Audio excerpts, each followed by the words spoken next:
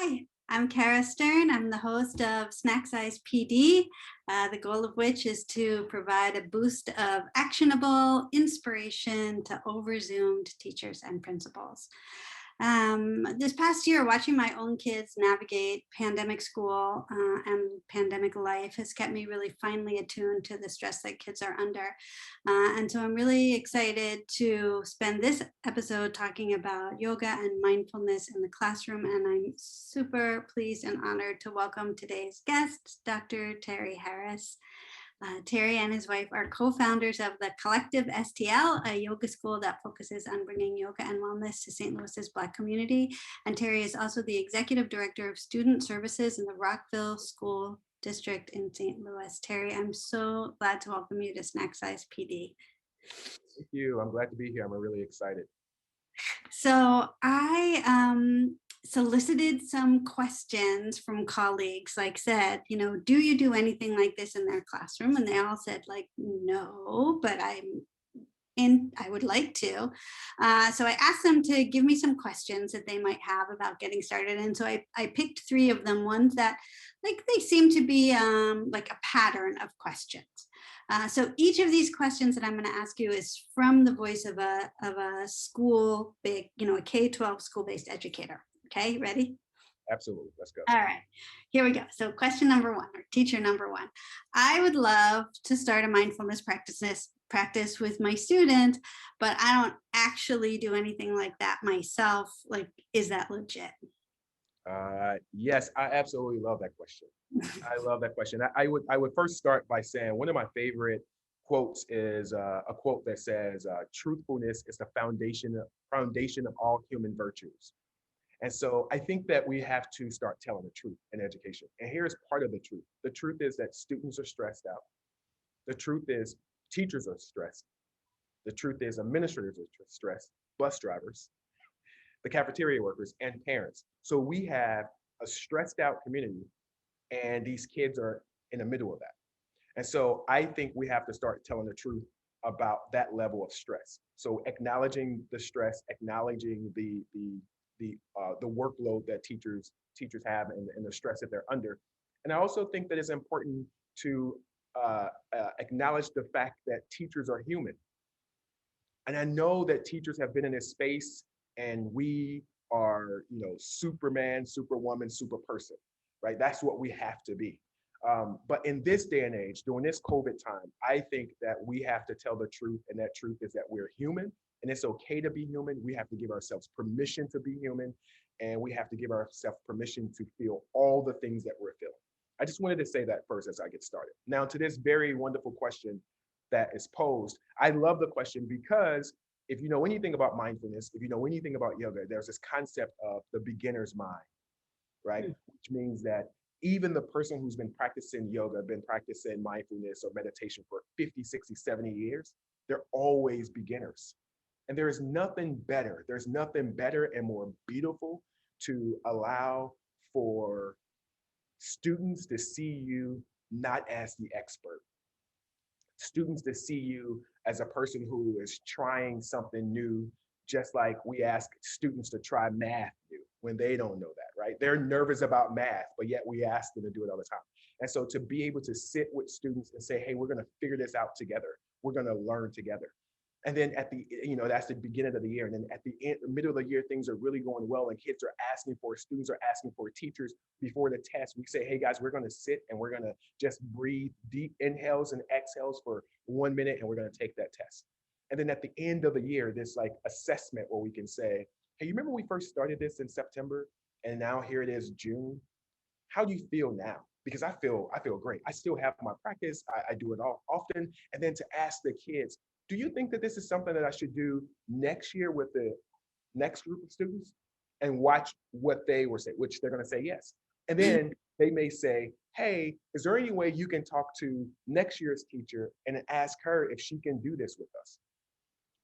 So I think that to this teacher or to these teachers who are asking this question, to allow for yourself to develop a practice with your students is something that is beautiful and it's something that you can share for the rest of your lives. We don't have to be experts in everything because that's not realistic. but we can do this practice together. And I think I just love the question because it reminds me of the beginner's mind, right? We always go back to being a beginner. And that's just something that's happy. Like to know like I'm sitting here and I've been meditating for 15 years, right? Or I've been practicing mindfulness for 15 years. And on this particular day, I have monkey mind and I can't breathe. I get to 5 breaths and I'm thinking about something else. And I know this is not normal, but then appreciating, you know, what's happening in the moment, giving yourself permission to feel and giving yourself permission to be human and giving yourself permission to not be an expert and to be in community and grow with your students. I think you should absolutely do it. I think it would be wonderful. I love that answer so much. I love every single part of it, and I feel like relaxed just listening to it. So thank you. All right, so here's the second question. Teacher number two. I'm still teaching remotely. So how do I build in any kind of yoga or mindfulness practice from a distance? Oh, yes. So I think so at the Collective STL, our yoga studio, we have 3 legs to the collective. One is creating space, one is creating community, and then the third piece is the yoga, which is what we call the yoga, the movement, right? So how do you create space? So imagine into this virtual question. If you are a math teacher, like how would you create space to be able to teach math virtually? And I'm pretty sure this teacher has a wonderful answer to that. And then the second piece, how then do you create community in your math classroom virtually? And then the third piece is the yoga. So in her situation or in this person's situation, the third piece will be whatever the activity is. So you have to create space anyway. The space is a warm, welcoming space, maybe a background that looks good, that is very calm, your light is wonderful.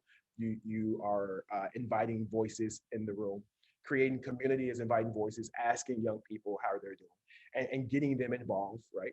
And then the third piece is just the movement. So we can do something very simple. Right. So, hey guys, I know we are going to come into this lesson today. I know many of you have many questions, but before we get started, I would like for you to place your feet flat on the floor.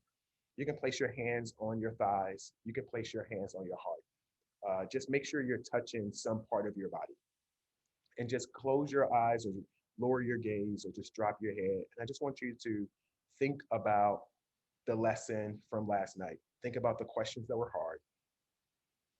Think about the questions that were easy. And don't try to control anything, don't add anything, just think, just reflect. So they're reflecting. And then you can come out of that. And then as you reflect, I would like for you guys to inhale, bring your hands all the way up, your fingertips touch. You're going to take your left hand, place your left hand on your right knee. Your right hand is going to go behind. You're going to look over your shoulder and twist, right? Because I'm getting you prepared for this nice lesson and I need you to be relaxed and I need you to be open and your body needs to just move. And let's take your hands up. Let's move over to the right side. We're going to move over to the left side because we're ready, right? And we're just doing that. It's just something that we're incorporating into the classroom without even thinking. And the kids are going to do it. They're going to do it because it's something new.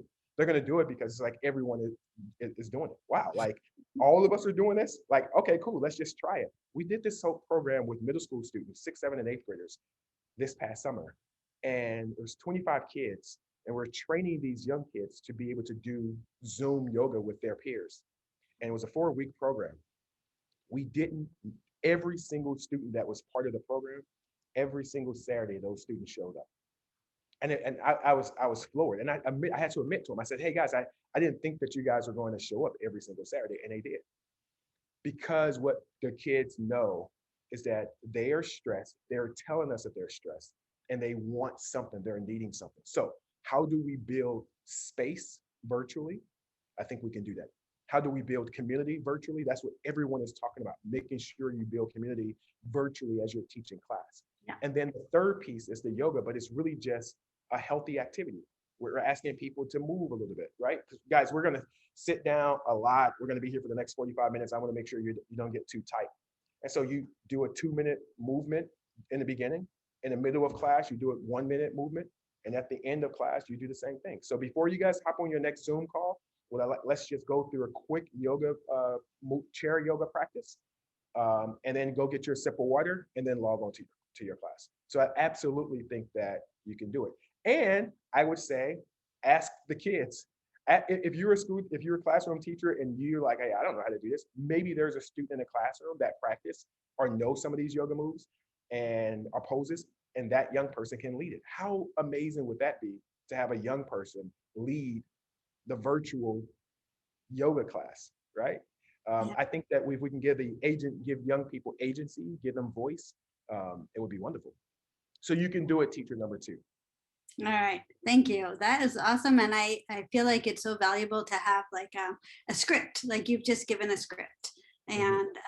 And that just makes it easier to start doing it because you don't have to, feel like, oh, there's one more thing for me to figure out. No, like you, Terry, just like gave the answer for how you do it. You solved it. So awesome. All right. So the third one is really an admin question. Coming out of principals who have like what a crazy time to be a principal. Like, oh my God, what a crazy time to be a principal. And knowing that you have like a staff to manage, a faculty to manage, a student body to manage, and a parent body to manage, all of whom have never been more stressed out ever. Um, and so like I talked to a couple of friends and colleagues who are administrators, and they all said like, yes, like we know it's important but we don't do it. So I think really the question is like, okay, so I'm a principal and I've been reading a lot about how helpful it is to give kids a centering practice of some sort. um, but I'm juggling all of these balls right now. Could you just give me an easy suggestion for how to get my school started? Absolutely. I think first we have to acknowledge the fact that you're right, principals and superintendents are going through a lot. Just here in the St. Louis region, we have about 4 or 5, if not mistaken, superintendents who are retiring at the end of this year. And Wow. these superintendents are younger superintendents, right? There is no reason for these superintendents to retire except for they can. And I think that it's been really tough. In our practice, we end every practice by bowing and we say Ubuntu, which is the South African philosophy that means I am because you are because I am. Ultimately, it means that we're all connected. So here's the thing. I think that for an administrator and a principal, a superintendent, we have to intentionally, explicitly express to our community this notion of Ubuntu, always and forever. Before the pandemic, during the pandemic, after the pandemic. I am because you are because I am. When we have young people who are die by suicide or car accident, that impacts all of us. When we have students who are unable to go to college because of financial reasons, that impact all of us. When we have kids who are failing, when we have kids who are been suspended from school, we're all impacted. And so what we have to do is first create this community. And once we create this community and we have this foundational philosophy of Ubuntu, then we can start having questions and we can ask. So one of my favorite questions to ask, and it's also from it's an African philosophy. It is, and how are the children? Mm, And the Maasai warriors ask in passing. That's their greeting. Their greeting is, and how are the children? And mm, the traditional response is, all the children are well, right? And so when we ask, and how are the children? So Ubuntu first is this connection. I am because you are because I am. The second piece is, and how are the children? If those two pieces are the foundation of our existence in this school setting that we can all rest on, then everything else is easy. So when we say that the kids are not well, and then I say, Dr. Stern, tell me why do you say the kids are not well? Well, they're very stressed. Okay, great. So then we're now figuring out what they need and what research says. Research says that you kids can literally take 5 minutes or like 2 minutes, 2 to 5 minutes in the beginning of school and just take long, deep inhales and then slow, longer exhales.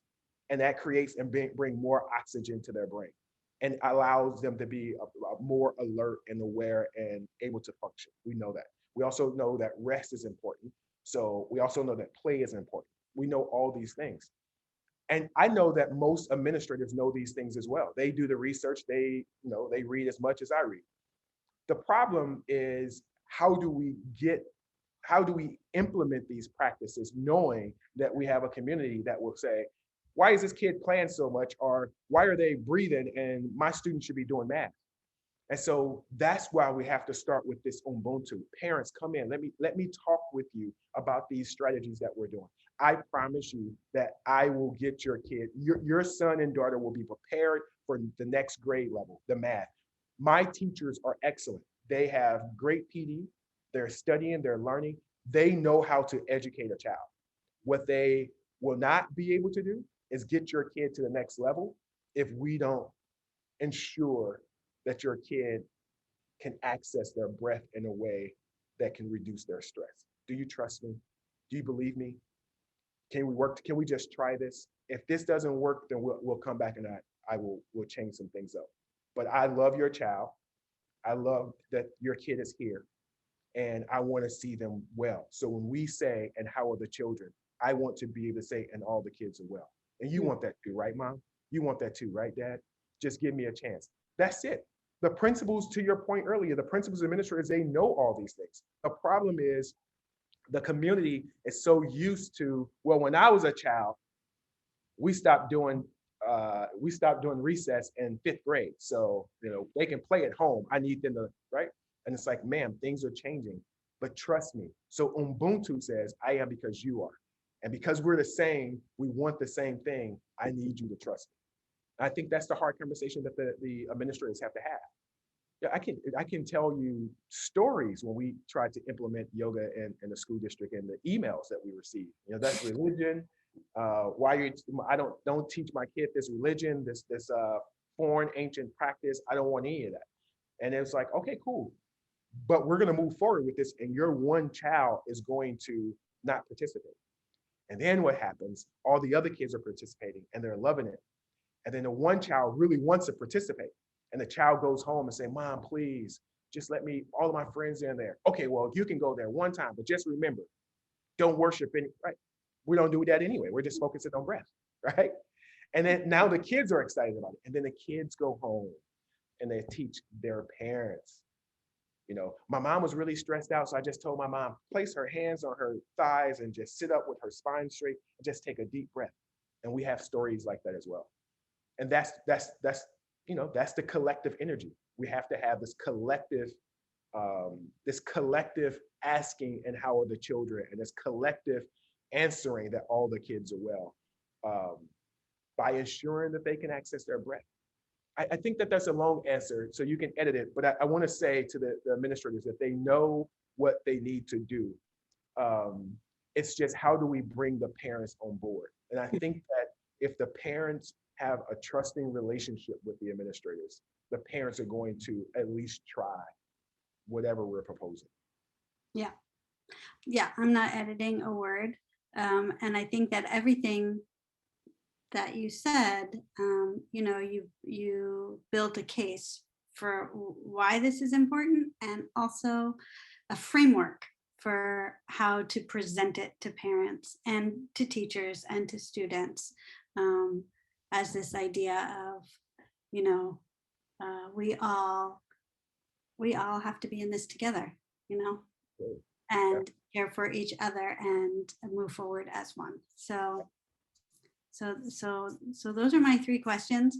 I could ask you 50 more, but that's it for today. I thank you so much, Terry, for coming to talk to me. And I wanted to ask you if you would come back another time and talk to me about restorative justice circles.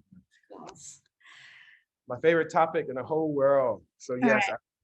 I would definitely. All right. Good. I'm And so happy. I know I put you on the spot popping that question like that, but thank you for that answer. So thank you. Thank you to the folks who are watching. Please give us a like, subscribe, tune in again. Goodbye and Ubuntu. Ubuntu.